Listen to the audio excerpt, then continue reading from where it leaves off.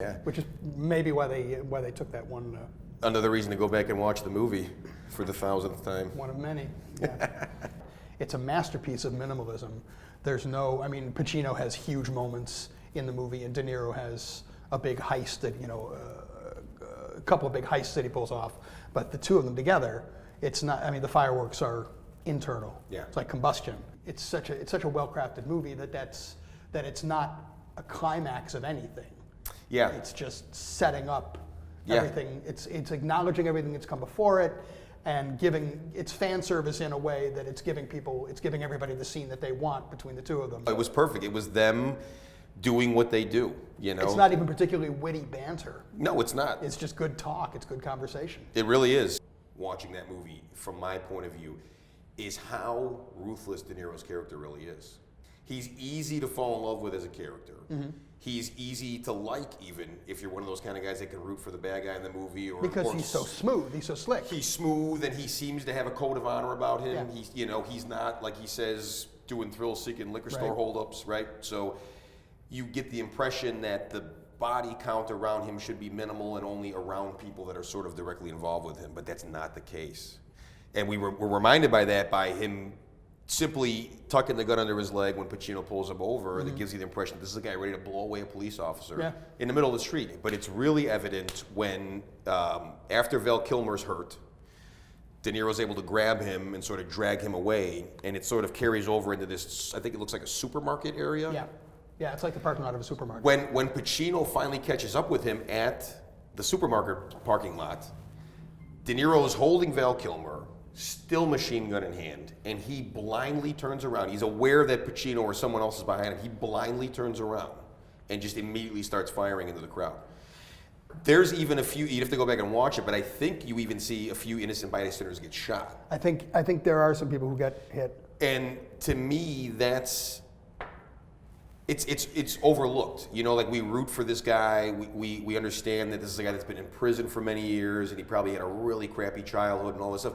But subtly and almost then bluntly, his true viciousness is revealed. I love economic filmmaking, and Heat is not a short film. It's not a tightly packed film. It takes its time. Yes. It's got that sort of hypnosis. But I'm glad that was the film that those two, for anybody that can remember when it was a big deal that those two would actually meet on screen, that was it. I think that as Mann being the one in charge of bringing those two together, him having to hold that weight, I think he handled it and carried it perfectly. The story, as it unfolds, is so good, with all the ambiguities and all the dichotomies and all the even the fact that these two guys are meeting up on screen for the first time. That's almost incidental to how good the movie is. It doesn't really examine anything, except the nature of men who are driven by whatever to do crime or to stop crime. Correct. They do what they have to do, and they have to do it. Yeah. That's basically it. Yeah.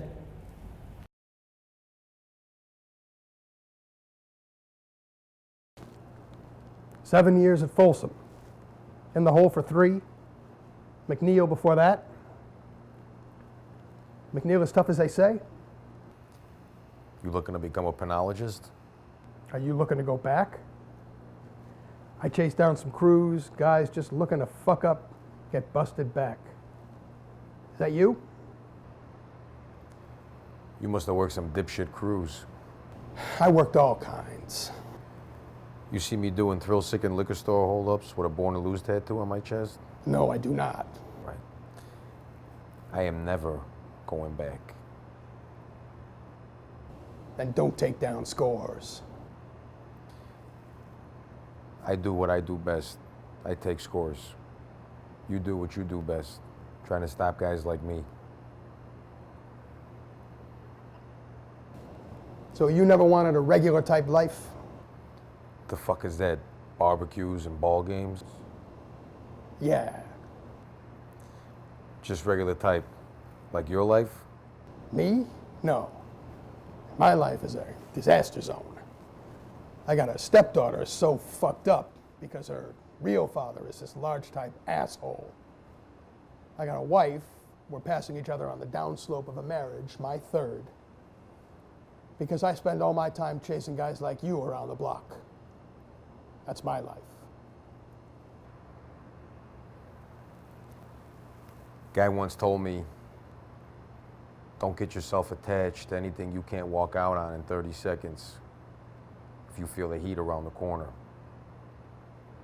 Now, if you're on me and you gotta move when I move, how do you expect to keep a marriage? It's an interesting point. So what are you, a monk? I have a woman. What do you tell her? I tell her I'm a salesman.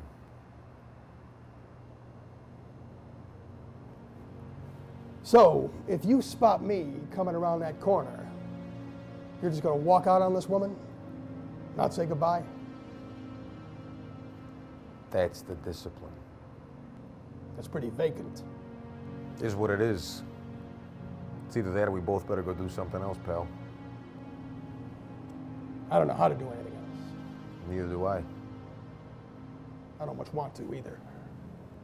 Neither do I.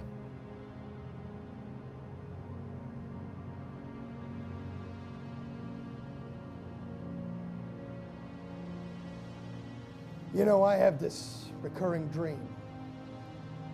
I'm sitting at this big banquet table, and all the victims of all the murders I ever worked were at this table. And they're staring at me with these big black eyeballs, because they all got 8-ball hemorrhages from the head wounds. And there they are, these big balloon people, because I found them 2 weeks after they'd been under the bed. The neighbors reported the smell. And there they are, just sitting there. What do they say? Nothing. No talk? Just, they have nothing to say. They're just staring at me. They look at me and that's it. That's the dream. I have one where I'm drowning. And I gotta wake myself up and start breathing again while I die in my sleep. You know what that's about? Yeah, having enough time. To do the things you want to do? You doing it now? No, not yet. You know, we're just sitting here like a couple of regular fellas. You do what you do, and I do what I gotta do. And we've been face to face. And if I'm there and I gotta put you away, I won't like it. Let me tell you, if it's between you and some poor bastard whose wife you're gonna turn into a widow, brother, you are going down.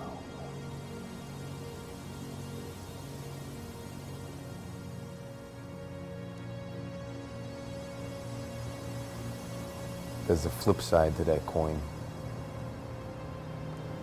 What if you do got me boxed in and I gotta put you down? No matter what, you will not get in my way. We've been face to face, yeah. But I will not hesitate. Not for a second. Maybe that's the way it'll be. Or, who knows? Maybe we'll never see each other again.